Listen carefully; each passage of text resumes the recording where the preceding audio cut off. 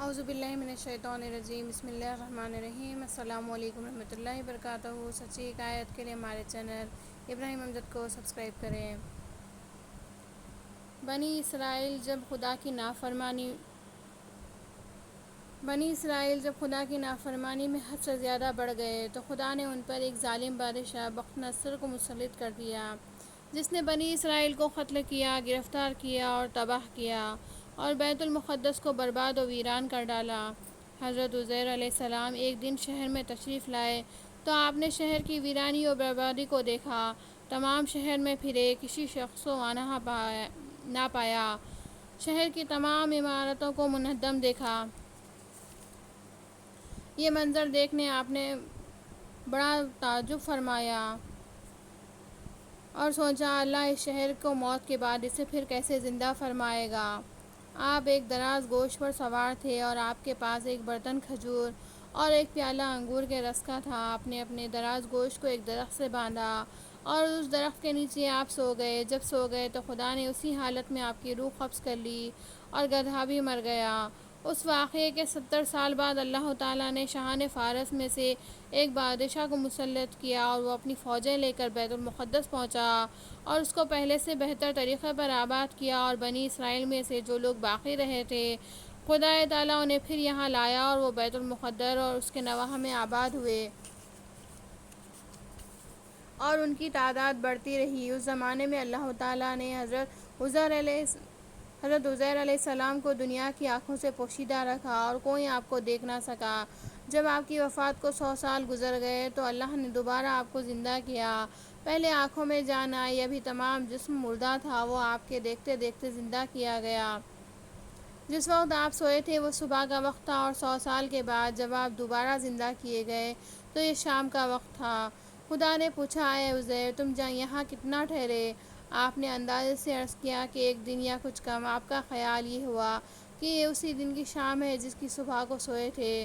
خدا نے فرمایا، بلکہ تم تو 100 برس ٹھہرے ہو۔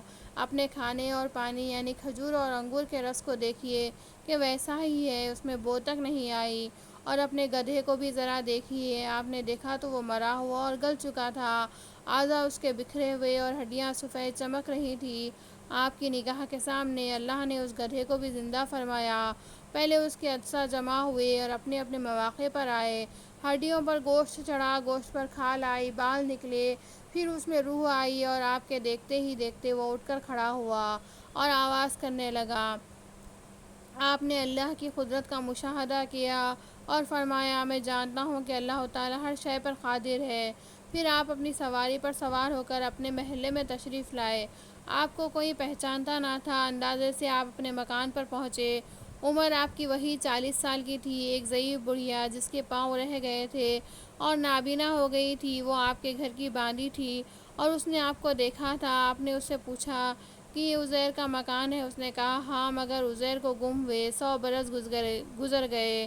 یہ کہہ کر خوب روئی۔ آپ نے فرمایا، اللہ تعالیٰ نے مجھے 100 برس مردہ رکھا پر پھر زندہ کیا۔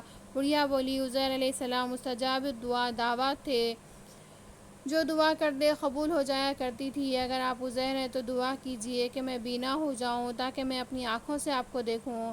آپ نے دعا کی تو وہ بینا ہو گئی۔ پھر آپ نے اس کا ہاتھ پکڑ کر فرمایا، خدا کے حکم سے اٹھ۔ یہ فرماتے ہی اس کے مارے ہوئے پاؤں بھی درست ہو گئے۔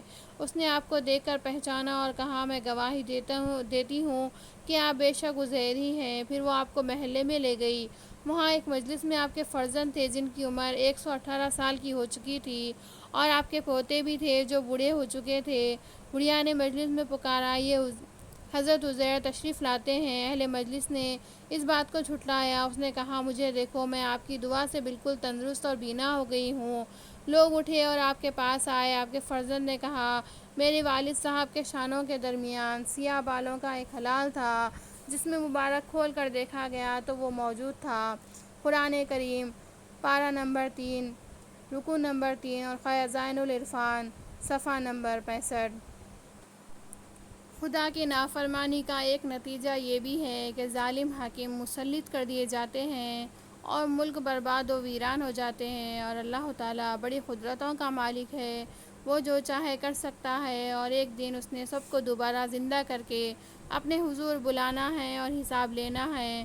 اور یہ بھی معلوم ہوا کہ نبی کا جسم موت وارد ہونے کے بعد بھی صحیح سالم رہتا ہے۔ صدق اللہ العلی العظیم۔ وما علینا الا البلاغ۔ ہمارے چینل کو لائک، شیئر اور سبسکرائب کریں۔